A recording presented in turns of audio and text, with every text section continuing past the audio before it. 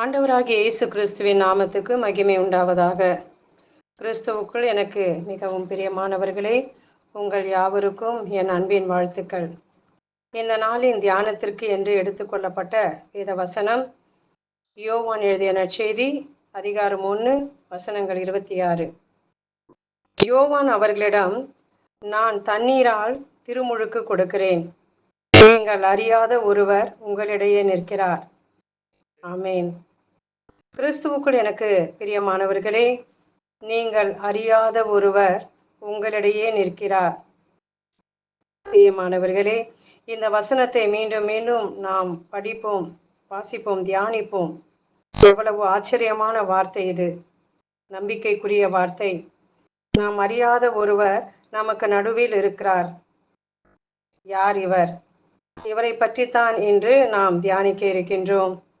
நம் குடும்பங்களில், வீட்டில் ஒரு முக்கியமான நிகழ்வு நடந்தது என்றால், ஒரு சிலரை அல்லது ஒருவரை மிகவும் முக்கியஸ்தராக நாம் அழைப்பது உண்டு.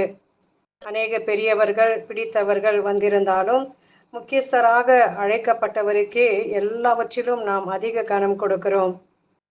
அவர்தான் அந்த நாளின் நிகழ்வுகள் அனைத்திற்குமே சிறப்பு சேர்ப்பவராக இருப்பார். இங்கே பாருங்கள், நாம் வாசித்த இந்த வேத பகுதியிலே எப்பொழுதும் நம் வாழ்விலே, நம் நடுவிலே, நாம் எல்லாவற்றிலும் நம் மத்தியிலே நிற்கிறவர் ஒருவர் இருக்கின்றார். ஒரு மனிதரையோ ஒரு மனித தலைவரோ நம் நடுவில் இருப்பதை பார்த்து நாம் பரவசம் அடைகிறோம்.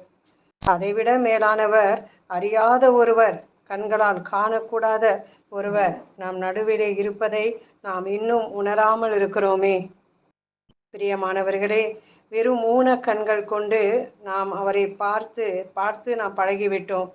இந்த ஊனக்கண்களின்படி, ஊன் இயல்பின்படி வாழ்கின்ற நாம், நமக்கு மத்தியிலே நம்மை படைத்தவர், உருவாக்கியவர், நமக்கு உயிர் மூச்சை கொடுத்தவர், தம் இரத்தத்தினால் நம்மை மீட்டு கொண்டவர், விலையேற பெற்றவர், நாம் ஆராதிக்கும் தெய்வம், சர்வலோகத்துக்கும் ஆண்டவர், மகா பரிசுத்தர், அணுக முடியாத பேரின்ப வெளிச்சத்திலே வாழ்கிறவர், நம் மத்தியிலே, நம் நடுவிலே அவர் இருப்பதை அறியாமல், காணாமல் இருக்கிறோமே.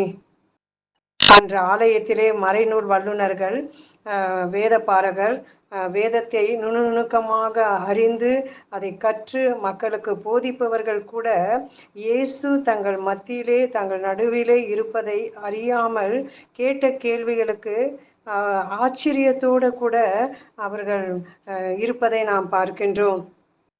ஆனால் அவர் வார்த்தையானவர், நம்மை படைத்தவர் அவர்தான் என்பதை, தங்கள் நடுவிலே யார் இருக்கிறார் என்பதை அவர்கள் கவனியாமல் போனார்கள். அவருடைய மனக்கண்கள் குருடாக்கப்பட்டிருந்தது. இரண்டாவதாக பார்க்கிறோம், யோவான் எழுதிய நற்செய்தி 19ஆம் அதிகாரம் 18வது வசனத்திலே, அவர் சிலுவையிலே கல்வர்களுக்கு மத்தியிலே இரு பக்கங்களிலும், இயேசுவுக்கு இரு பக்கங்களிலும் இயேசுவை நடுவிலுமாக அறைந்தார்கள்.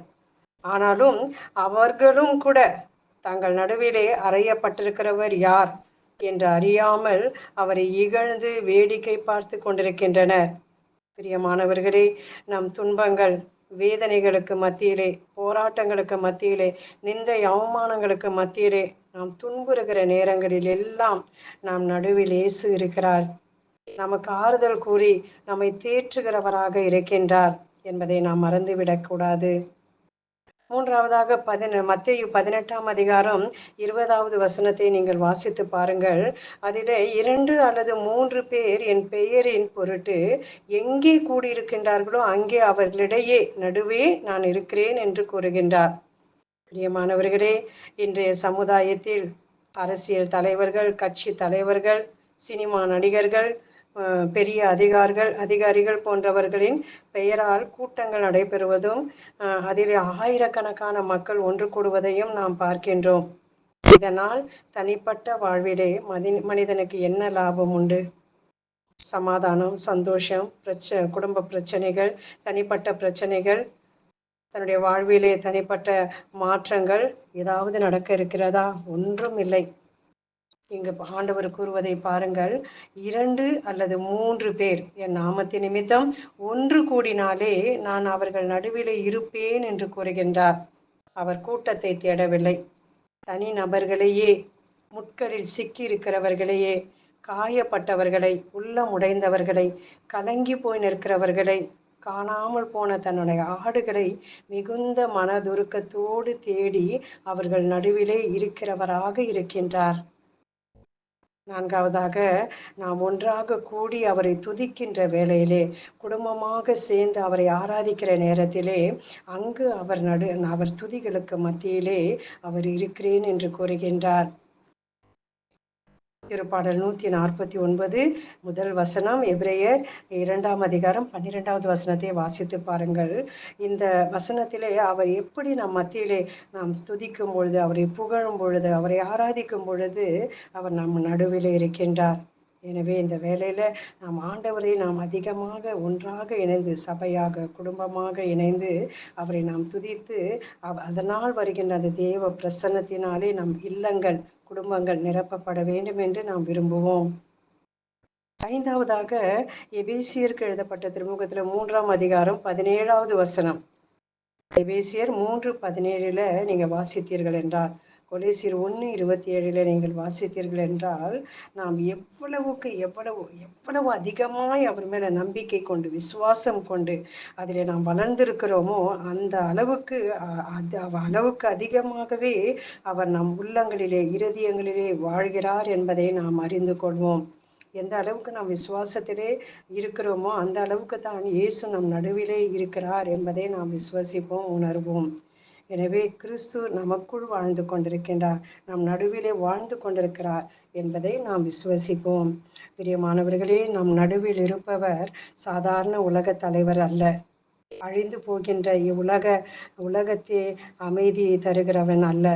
என்னாலும் நம் கூட இருக்கிறவர், உலக முடிவு வரை நான் உங்களுடன் கூட இருக்கிறேன் என்றவர் சத்தியமான மெய்தேவன். இன்று நம் வாழ்வில் ஒவ்வொரு நாளும் யாருக்கு, எதற்கு முக்கியத்துவம் கொடுத்து, எதை மையமாக வைத்து நாம் வாழ்ந்து கொண்டிருக்கிறோம்? சிந்திப்போம், நாம் செயல்படுவோம், செபிப்போம். எங்களை நேசிக்கும் அன்பு ஆண்டவரே, உம்மை ஸ்தோத்திரிக்கிறோம். ஆதியும் நீரே, அந்தமும் நீரே, தொடக்கமும் நீரே, முடிவும் நீரே, ஆல்பாவும் நீரே, ஒமேகாவும் நீரே. உம்மை நன்றியோடு நாங்கள் ஸ்தோத்திரிக்கிறோம் அப்பா. கால நிறைவில் விண்ணில் உள்ளவை, மண்ணில் உள்ளவை அனைத்தையுமே கிறிஸ்துவின் தலைமையில் ஒன்று சேர்க்க வேண்டும் என்ற உமது திட்டமே மறைபொருளாக இன்றைக்கு வெளிப்பட்டு கொண்டிருக்கிறது ஆண்டவரே. இன்று எங்களுக்குள்ளாக, எங்கள் நடுவிலே இருக்கிற பகைமை, ஜாதி, சுயபலம், தற்பெருமைகள், பணம், பதவி போன்றவைகள் மக்களுக்கு மத்தியிலே, நடுவிலே அதிகமாய் வளர்ந்து கொண்டிருக்கிறதை நாங்கள் பார்க்கிறோம். இவைகளினாலே உம்மை விட்டு நாங்கள் வெகு தொலைவிலே போய் விடுகிறோம் அப்பா. இதோ இந்த வேளையிலுமாய் இந்த தீமைகளை எல்லாம் ஆண்டவரே, உம்முடைய உடலிலே நீர் ஏற்றுக்கொண்ட அந்த துன்பத்தின் வழியாக நீர் தகர்த்தெறிந்து எங்களை உம்மோடு கூட, தந்தையோடு கூட நீர் ஒப்புரவாக்கி இருக்கின்றீர். மூவொரு தேவனாக எங்கள் நடுவிலே நீர் குடிக்கொண்டிருப்பதற்காக உம்மை ஸ்தோத்திரிக்கிறோம். தொடர்ந்து எங்களை ஆசிர்வதியும், எங்களை காத்துக்கொள்ளும். எங்கள் ஆண்டவரும் மீட்பெரும் இரட்சகரும் ஆகிய இயேசு கிறிஸ்துவின் நாமத்தினாலே ஜெபிக்கிறோம் எங்கள் ஜீவனுள்ள நல்ல பிதாவே.